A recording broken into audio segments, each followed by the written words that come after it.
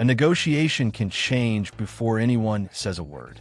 One person enters the room, smiles calmly, sits down, and the other side already begins to measure power, risk, confidence, and weakness. In high-stakes deals, silence is never empty. It is filled with signals, a delayed blink, a forced laugh, a frozen hand, a voice that suddenly loses weight. Today, you will learn how hidden body cues can reveal fear, pressure, and possible deception before the real answer appears. The first hidden signal is the body freezing before the mouth answers. Imagine a business owner sitting across from an investor. The investor asks, "Are your numbers really stable?" For half a second, the owner stops moving. His fingers freeze on the table. His shoulders tighten. Then he smiles and says, "Absolutely." To most people, nothing happened. But to a trained observer, that tiny pause is interesting. The brain often reacts before the social mask returns.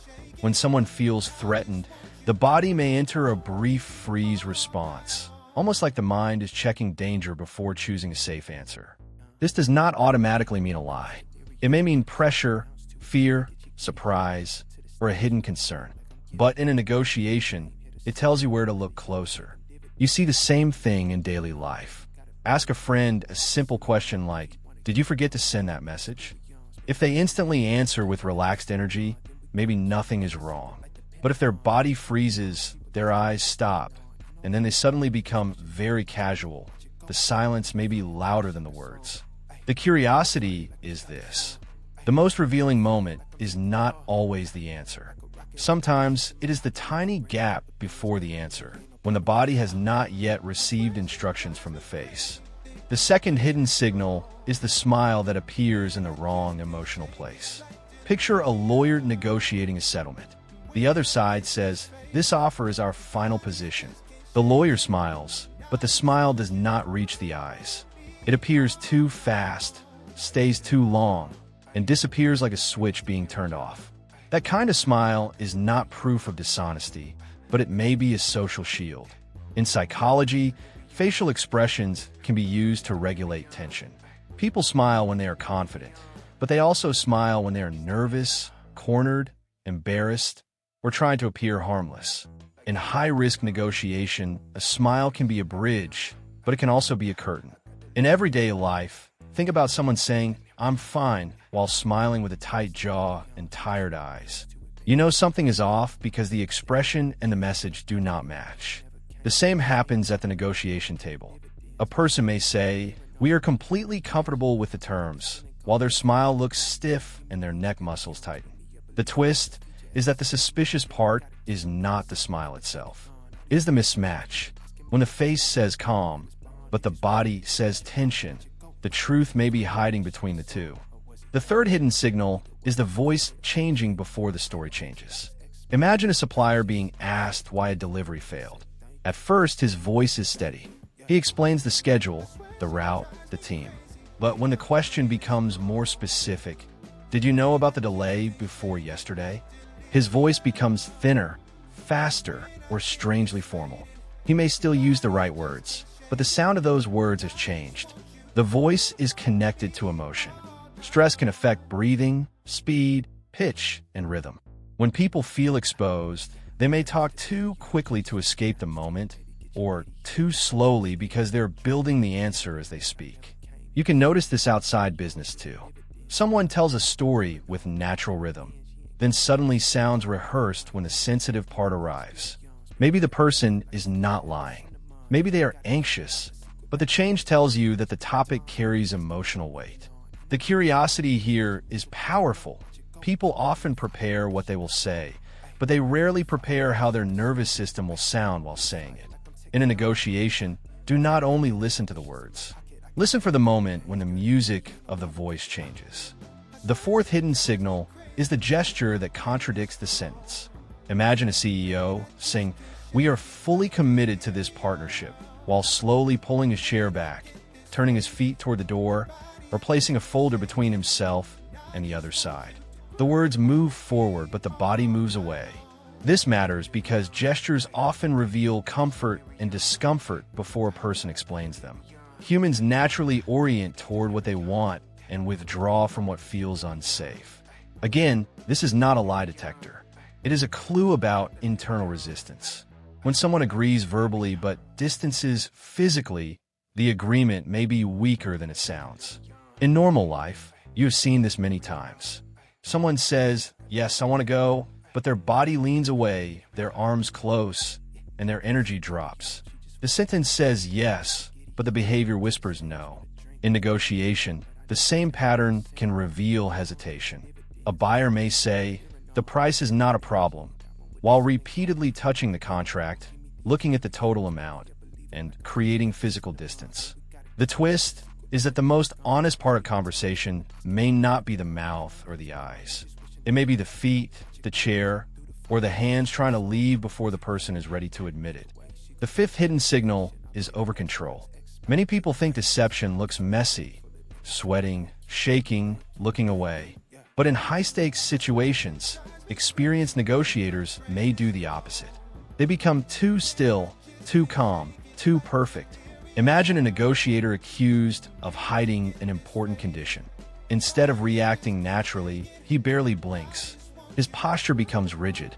His answers become smooth, clean, and strangely empty. Overcontrol happens when someone is monitoring themselves too much. They are not simply communicating, they are managing an image. The brain is spending energy on performance, not connection. That can make the person look polished, but not truly relaxed. In everyday life, think about someone trying too hard to act normal after doing something wrong. They do not avoid eye contact, they force it. They do not speak casually. They speak with perfect control. And because everything looks controlled, it feels unnatural. The curiosity is this. Sometimes the red flag is not nervous movement. Sometimes the red flag is the absence of natural movement. Real confidence breathes. Performance can look frozen. In negotiation, a person who seems perfectly calm may not be fearless. They may simply be working very hard not to leak anything. The sixth hidden signal is the sudden flood of unnecessary detail. Imagine you ask a partner, "Why did the numbers change?" A clear answer might be simple. Costs increased because shipping and materials went up. But instead, they give a long explanation full of dates, side stories, names, and emotional phrases. "You know how difficult this quarter was, and remember the supplier from last month. And our team has been working day and night." Too much detail can sometimes be used to create credibility. The mind believes that a detailed story must be true, but detail is not the same as honesty. In psychology, people under pressure may over-explain to reduce suspicion or to control the listener's attention. You see this in daily life when a simple question receives a strangely complicated answer. You ask, "Why were you late?"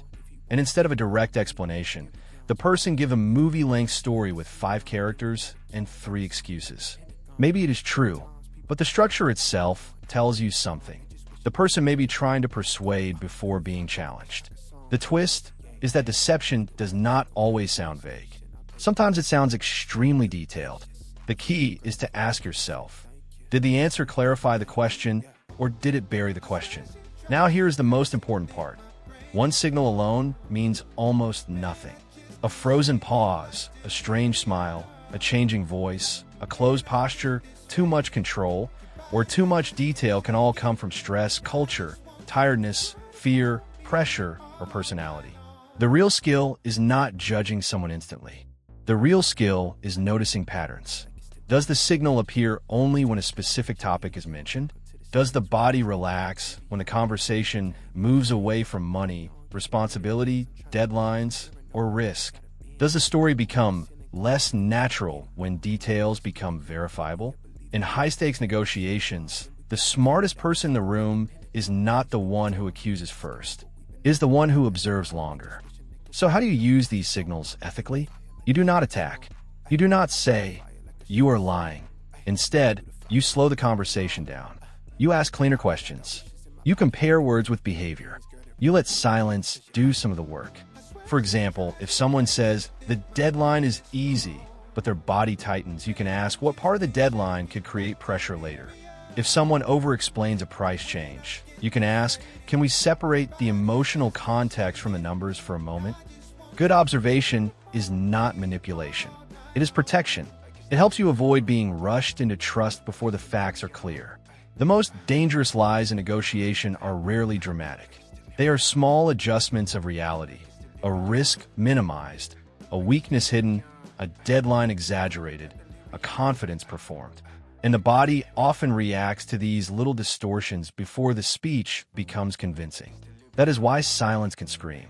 Not because it gives you certainty, but because it gives you direction. It tells you where to ask, where to pause, where to verify, and where to protect your interests. In the end, reading people is not about becoming suspicious of everyone. It is about becoming harder to fool and easier to trust for the right reasons. When words, tone, gestures, and timing all point in the same direction, trust becomes stronger. But when they separate, curiosity should wake up. The next time you sit across from someone in a negotiation, do not rush to fill every silence. Watch what happens inside it.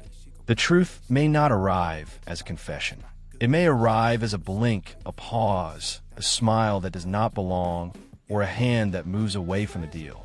If this video helped you see negotiation in a new way, leave a like, subscribe to the channel, and keep exploring the hidden psychology behind human behavior.